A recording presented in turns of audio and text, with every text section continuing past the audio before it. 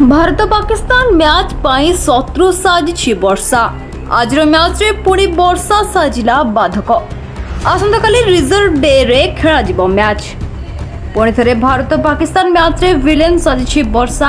कोलंबोर Premadasa stadium रे रविवार भारत और पाकिस्तान मध्य खेला जाउतबा एशिया कप 2023 रो सुपर 4 मुकाबला वर्षा जोगु बाधा प्राप्त होछि। प्रथम इनिंग्स रे भारत बैटिंग समय जोरदार वर्षा हेबारु मैच आरंभ होई न पारिबारु आज दिन खेल पूरा होई पारि नाही। फल आसंता रिजर्व डे अवशिष्ट मुकाबला खेल मैच संपूर्ण 50 ओवर खेल और भारत इनिंग्स 24.1 ओवर खेल आरंभ हो। यह मैच भारत पाई बहुत गुरुत्वपूर्ण अटे कारण फाइनल जावाई मैच को भारत जमीती हेले जितवाक हेबो नहले आगु को समस्या सृष्टि हेबो।